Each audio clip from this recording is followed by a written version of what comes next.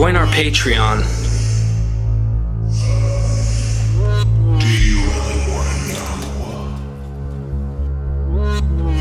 We are Mythvision. Go ahead, all right, ask your question, brother, sorry. Another place where apologists try to drive the wedge using Judaism as buffer. I know you've commented on this before, where they do that, especially with regard to N.T. Wright, is not just the nature of the resurrection body, but the locale of the resurrection body.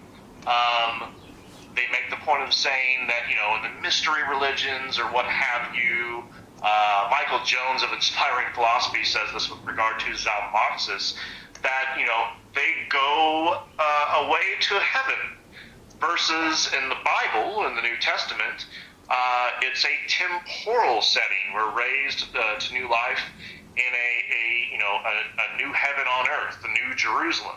So these are diametrically opposed ideas, and it blows my mind, because it's like, wait, are you completely ignorant of the fact that Christians themselves conceive of going away to a heaven in the skies? And is this not actually also, this idea also within the New Testament, not just the an earthly or temporal return, but the heavenly ascent? For instance, in 1 Thessalonians, where Paul discusses what we call the rapture. Take it away. Yeah, he says, we'll meet the Lord in the air, and so, which I take to mean in this manner, we will always be with the Lord in the heavens, in other words. You can't read the book of Revelation into this, because there's, again, a composite. Well, Jesus comes back part of the way, we're raptured up to meet him, go back to heaven, and then all come back to earth. No New Testament passage says that. And what about the Gospel of John?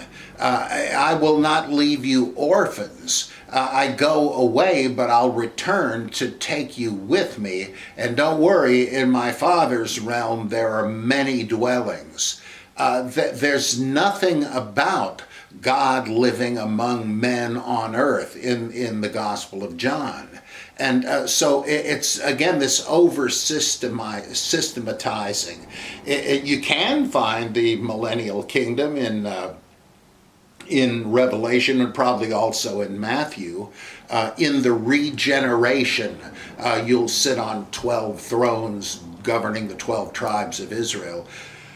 But there are loads of differences, like 1 Corinthians speaks only of the resurrection of the righteous, whereas Paul in Acts is made to accept the resurrection of the just and the unjust. Luke seems to imply that, though Luke also has an immediate judgment, like Lazarus and the rich man. There's nothing saying that the rich man is only temporarily in the lake of fire for a schwitz. He's not in a steam bath. I mean, if you believed in purgatory, that would fit, but no such thing is said there.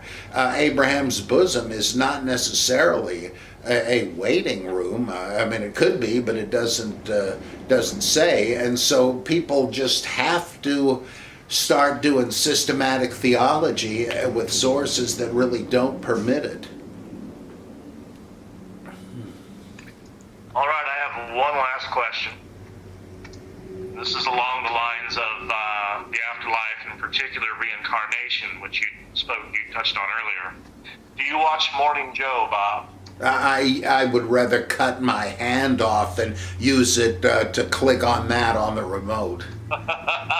Okay, but do you know who Joe Scarborough is? Sadly, I do.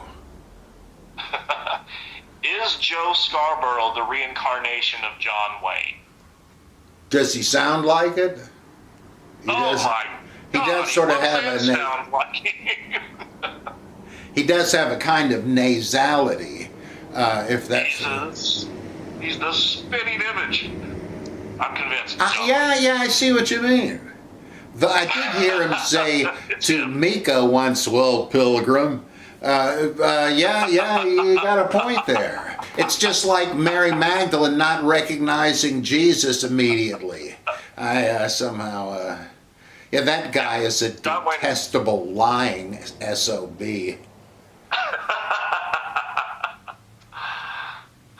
All right, well, that's all the questions I have. This has been an absolute pleasure. I can't great thank you fun. guys enough. Look, man, this was good. These were great questions, man. I'll give you a call later, and we got to schedule a time where you can come on and do the mystery school stuff, and like we can really dig. Yeah, I've been hard at it.